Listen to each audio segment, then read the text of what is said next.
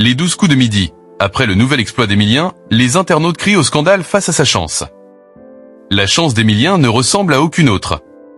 Ce samedi 11 janvier 2025, le candidat des 12 coups de midi a remporté sa 17e étoile mystérieuse sur TF1, alors même qu'il ne savait pas qui était Fernando Alonso.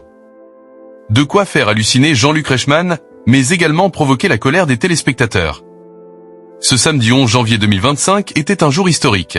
Et pour cause, c'est à cette date, sur TF1, qu'Emilien a remporté sa 17e étoile mystérieuse, permettant à sa cagnotte de grimper jusqu'à 1 945 315 € et de remporter une énième voiture qui va prendre la poussière chez sa famille. Nouvel exploit incroyable d'Emilien dans les 12 coups de midi. Or, si Jean-Luc Reichmann était comme un fou sur le plateau, et c'est extraordinaire. C'est le plus grand de tous les maîtrex des maîtres de midi. Il s'approche des 2 millions d'euros à 22 ans et qu'Emilien était logiquement heureux de ce nouvel exploit. Restant sans voix sur le plateau, l'ambiance n'était pas à la fête sur les réseaux sociaux.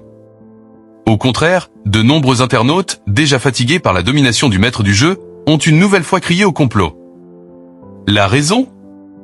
Alors que la personnalité à deviner du côté de l'étoile n'était autre que Fernando Alonso, pilote de Formule 1, Emilien avait récemment avoué qu'il n'avait aucune idée de son identité en découvrant la photo.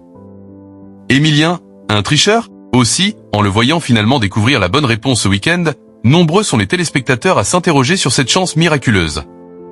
D'autant plus qu'à l'épreuve du coup parfait juste avant, il avait avoué avoir répondu au hasard à de nombreuses reprises. Une confession qui a donc fait rire jaune ses détracteurs. Ah, il a eu une illumination. Il ne le reconnaissait pas et là, miracle. Et certains parlent de jalousie. Non, il y a bien tricherie dans cette émission. Il va peut-être falloir un jour que quelqu'un se penche dessus, et peut-on lire sur Twitter, tout comme, et 100% de réussite avec des réponses au hasard, on nous prend vraiment pour des C***NS et justifier l'injustifiable. Ça devient très louche ces réponses.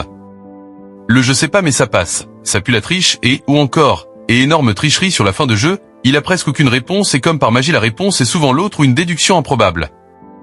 Vive l'oreillette. Pour rappel, Jean-Luc Reichmann a récemment réagi aux critiques à l'encontre d'Emilien, et l'animateur de TF1 s'était montré très protecteur envers le candidat, n'hésitant pas à déclarer « Et si toutefois vous êtes jaloux, venez essayer de le détrôner.